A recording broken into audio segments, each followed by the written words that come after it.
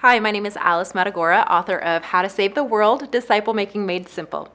I wrote this book for the everyday person to equip, empower, and encourage them that they can make disciples wherever God has them.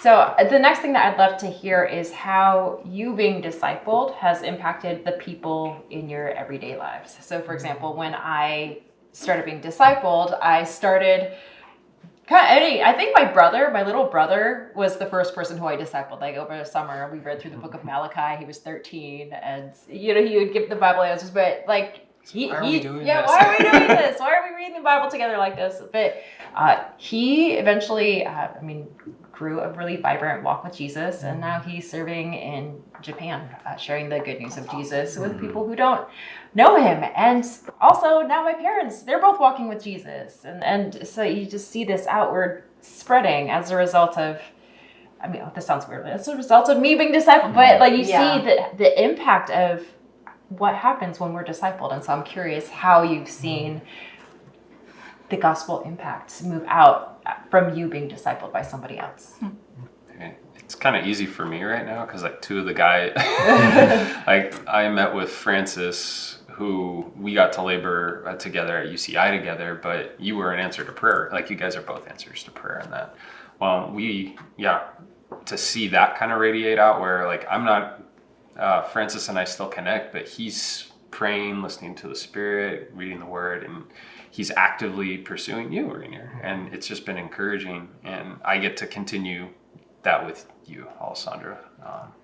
And just that, like, it's such an honored, like, view that I get to see of that.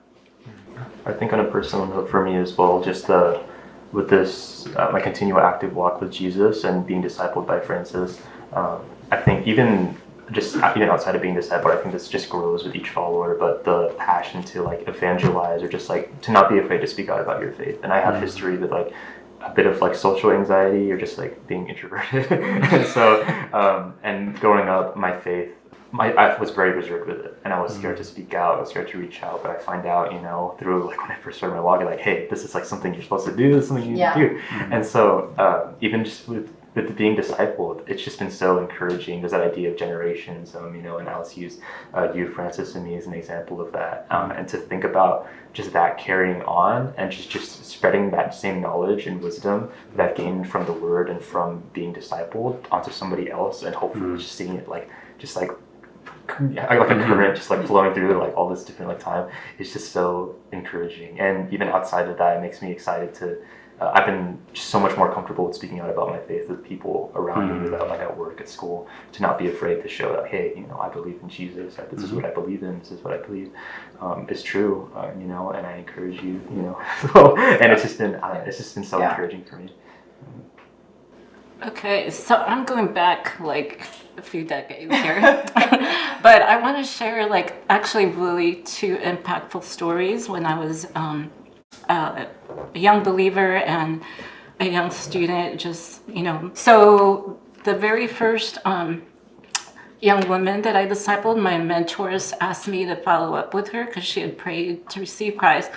And I was really scared. I didn't know what I was doing, but I agreed. And so I started meeting with her. And so it was Valentine's Day many years ago.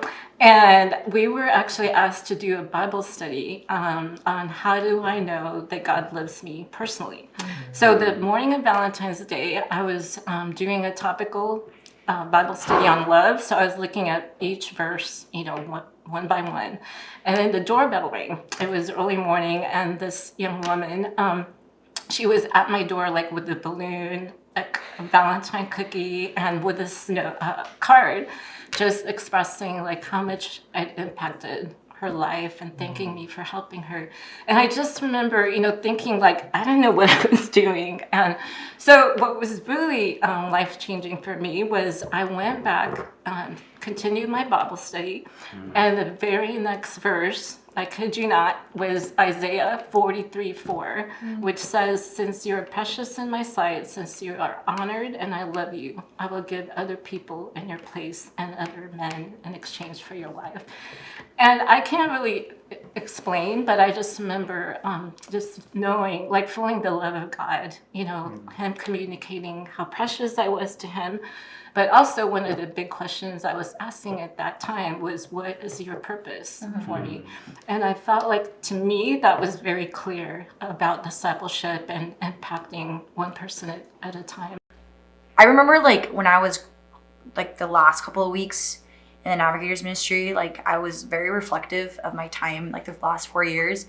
I think I had taken a decision, like once I was starting to get discipled, to also do that too, and to like invest more in like the kingdom and in like God's people, and like not take myself too seriously when it came to like all the other things, and to prioritize people. Towards the last couple of weeks, I feel like the enemy had been like really like making me feel insignificant, or like I really didn't make an impact. Like, you know, I didn't have like the highest GPA, I didn't have a bad one, but I didn't have the highest one. Like, I didn't have an awesome job lined up after college or anything like that. You know, I made it all 4 years, didn't date anybody. So I was like, man, like all the things you're supposed to do, like I didn't do that.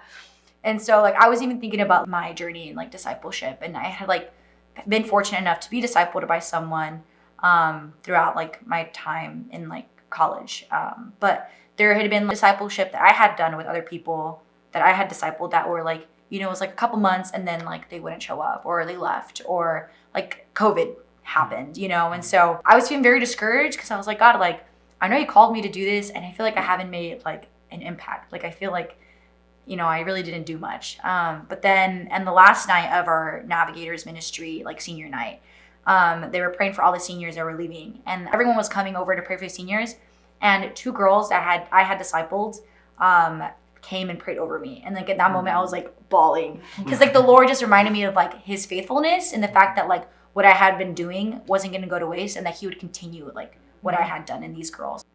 So ever since I got discipled, right, just spending time with RJ like every week, it's truly like, just as he says it, like it's something I look forward to every week, and like I leave out of it like super refreshed. Always like honest conversations.